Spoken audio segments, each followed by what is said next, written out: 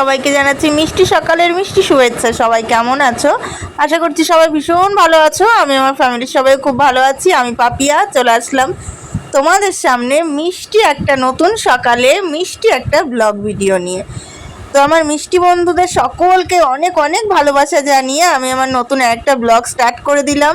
রান্নাঘর পরিষ্কার করে, জল শেষ হয়ে গেছিলো রান্নাঘরে, তারপরে জল ভরে একদম টিপটপ করে গুছিয়ে গাছিয়ে ধুয়ে চলে আসলাম একদম সোজা বাবার ঘরে। দেখতেই পাচ্ছ এদিকে বাবার ঘরে বিছনাটা গুছিয়ে নিচ্ছি বন্ধুরা। ফার্স্টে বাসি সকালে যেটা আমি করার চেষ্টা করি প্রত্যেক দিন ফার্স্টেই, তোমরা তো জানোই, বাসি বিছনাটা গুছানো। এই ঘরে বাবার বিছনাটা গুছিয়ে নিয়ে আমি ওই ঘরে আমার বিছনাটাও একবারে গুছিয়ে নেব, তাহলে দুই ঘরে বিছনা গুছানোর ঝামেলাটাও যাবে আর নিজের কাছে নিজেরও একটু সুস্থি লাগবে আর কি, মনে শান্তি লাগবে, এক কথায় বলতে পারো শান্তি। তো যাই হোক, এইদিকে দেখো আমি বাবার ঘরে বিছনা টিছনা গুছিয়ে নিয়ে বন্ধুরা সোজা দৌড়াতে দৌড়াতে চলে এসেছি কিন্তু আমার ঘরে বিছনা গুছাতে। তো এখন আমি আমার ঘরে বিছনা টিছনা গুছিয়ে নিয়ে তারপরে আর যা যা বাকি বাকি কাজ আছে সমস্ত আর বাকি কাজগুলো কমপ্লিট করব। কিন্তু আজকে তার আগে ইচ্ছা আছে একটুখানি চুলটার যত্ন নেব। এত পরিমাণে চুল উঠছে বন্ধুরা, সেটা আমি তোমাদেরকে মুখের ভাষায় জাস্ট মানে প্রকাশ করতে পারবো না। এক কথায় বলতে পারো টাকলা হয়ে যাচ্ছি, জানো বন্ধুরা, টাকলা। তো কি বলবো, এত পরিমাণ হাত দিয়ে টানছি চুল উঠছে, চিরুনি দিয়ে আঁচড়ালে তো কোনো কথাই নেই। তো এত চুল পড়ছে এত চুল পড়ছে, কি করি বলো তো? তাই মাথায় আসলো যে কিছু না করতেই হবে বলো। তো তারপরে বিছনা টিছনা গুছিয়ে নিয়ে দুই ঘরে আলাদা কিছুটা জামা কাপড় গুছানো বাকি ছিল, তো সেগুলোও গুছিয়ে নিচ্ছি। তারপর সেগুলো গুছিয়ে টুচিয়ে নিয়ে বন্ধুরা মেয়েকে ডেকে নিয়ে জোর করে বসিয়ে দিয়েছি দুধ খাওয়াতে। আর এই দেখো দুধ টুধ খাইয়ে নিয়ে তারপরে আমি কি করছি বলো তো? এটা বলছি দাঁড়াও, আগে পেঁয়াজগুলো কেটে নিই, কেটে টেটে নিয়ে তারপর তো তোমাদেরকে বলবোই যে আমি পেঁয়াজগুলো দিয়ে কি করব। আর বলবো না শুধু বন্ধুরা, তোমাদের সাথে শেয়ারও করব, ঠিক আছে? এত পরিমাণে চুল উঠছে না, যে দেখছে সেই বলছে তোমার সামনে থেকে চুলগুলো সব এরকম উঠে যাচ্ছে কেন। তো নিজের কাছেও তো একটা লজ্জা লাগে বলো তো বন্ধুরা। তো এই দেখো আমার পেঁয়াজ কাটা কমপ্লিট হয়ে গেছে। তো চলো এবার ঘুষুনিতে ভালো করে ঘষে মিক্স করে নিই। আর এই দেখো আমি একটু একটু করে ঘষছি আর সামনে পেঁয়াজের রসটা চুলে দিচ্ছি, একটুখানি ঘষছি আর সামনে পেঁয়াজের রসটা চুলে দিচ্ছি। তো এইটাই আজকে মানে আর কি এরকম করছিলাম। আর এই দেখো এদিকে আমার পেঁয়াজে ঘষুনিতে ঘষাও কমপ্লিট।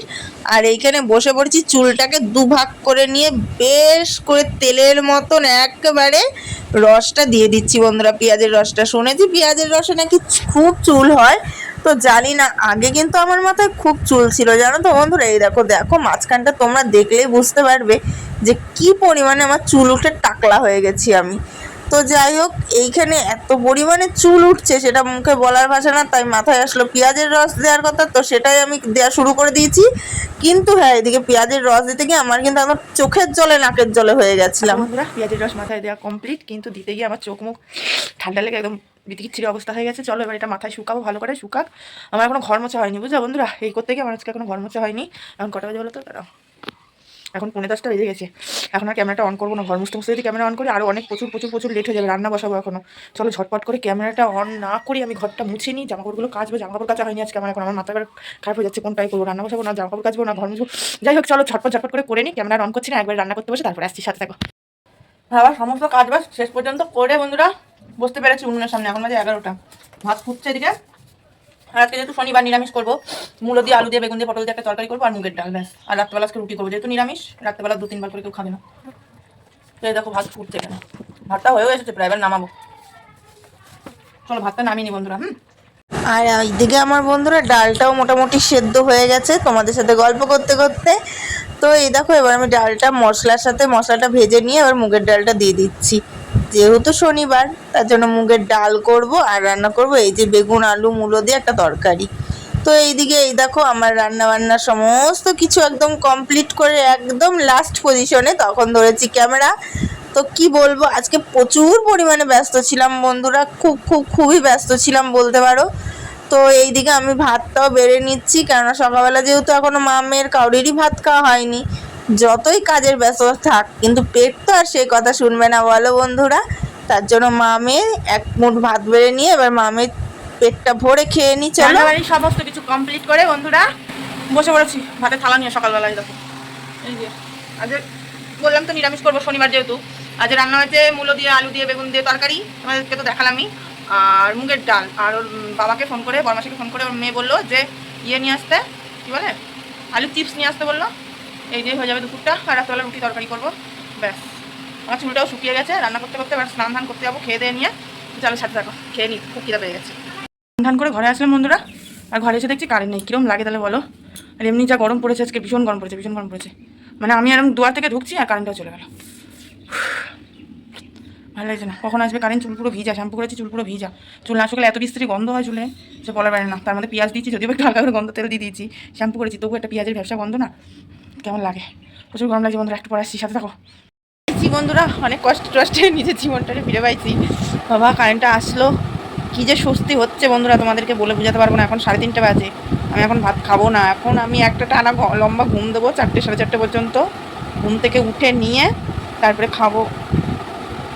তারপরে তুতলে যাচ্ছি কেন আমি, 2 দিন ধরে আমি জানি না নিচেও। তারপরে খাবার চিন্তা ভাবনা করা যাবে। আজকে আবার আমাদের এখানে ফাংশান আছে, যাওয়ার তো ইচ্ছা আছে অবশ্যই। আমাদের সীমা মানে আমার বড় ভাসুরের মেয়ে, আমাদের বাড়ির বড় মেয়ে, তো ও আছে, তো ওর সাথে যাওয়ার ইচ্ছা আছে। দেখা যাক, রুটি করে নিয়ে গুছিয়ে টুচিয়ে নিয়ে তারপরে যাবো। কেননা আমার বাড়ি এসে কিচ্ছু করতে ইচ্ছা করে না, কোথা থেকে এসে আমি একবারে এরকম হয়ে যাই। তো যাই হোক চলো বন্ধুরা, একটুখানি ঘুমিয়ে নিই, ঘুম থেকে উঠে ভাত টাত খেয়ে তারপরে আসছি। সাথে থাকো, কোথাও যেও না জানো। বাবা দেখো বন্ধুরা, এই যে পরোটাগুলোকে সব একবারে বেলে নিয়েছি, বেলে নিয়ে এখন ভাজছি, বুঝেছো? কতটা যে আমার মধ্যে হেঁটে যাচ্ছে সেটা শুধু আমি জানি। ফাংশনটা দেখতে যাবো একমাত্র শুধু সেই কারণে তাড়াতাড়ি করছি। জানি না 7টা বেজে গেছে, ওদিকে আরম্ভ হয়ে গেছে। আর এখানে দেখো মেয়েকে পড়াচ্ছি, রান্নাঘরে পরোটা ভাজছি, এখন তরকারি করবো, সেমই করবো, তারপরে বেরোবো। বুঝতে পারছো কি পরিমাণে যে চাপে আছি বন্ধুরা, সেটা শুধু আমি বুঝতে পারছি। পুইরা গেছে একটুখানি,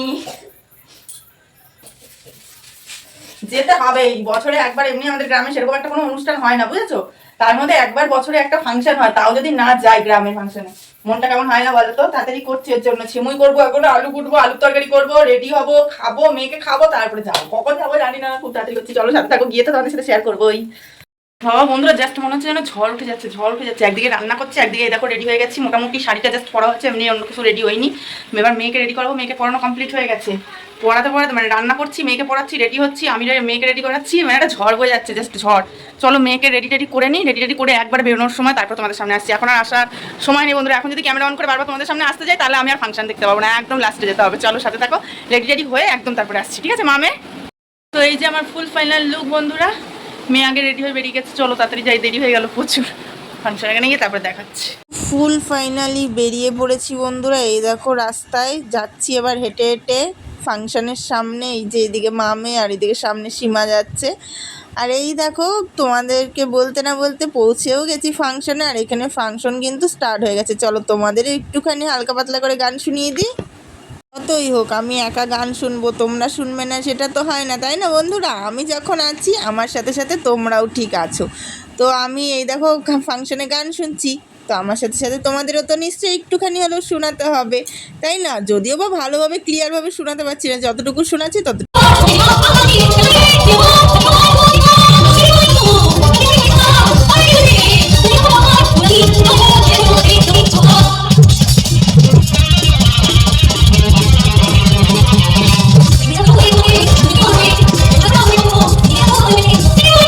যেহেতু আমরা পৌঁছানোর আগেই ফাংশনটা শেষ হয়ে গেছিলো, তাই ওই গায়িকাটা নেমে আবার এই গায়কটা উঠেছে গান করতে। তো চলো ওনার গানটা একটুখানি তোমাদেরকে শুনিয়ে দিই।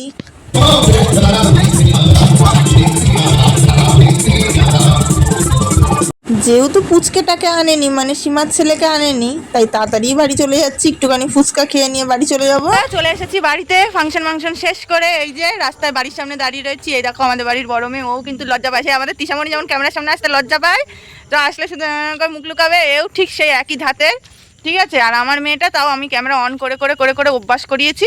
আমার মেয়েটার লজ্জাটা নেই, শুধু এই 2 বোনের চাইতে একটু ক্যামেরার সামনে তো আসতে, ওই দেখো ওর একটু লজ্জাটা তাও কম আছে। এই হলো গিয়ে বিষয়। তো চলো বন্ধুরা, আজকের মতন ব্লগ ভিডিওটা এখানেই শেষ করছি। এবার ঘরে যাব, গিয়ে শাড়ি চেঞ্জ করে খাওয়া দাওয়া করে ঘুমিয়ে পড়বো। আর বরমশাই যখন আসবে তখন সে উঠবো, ব্যাস। তার আগে আর ঘরের দরজা খুলছি না।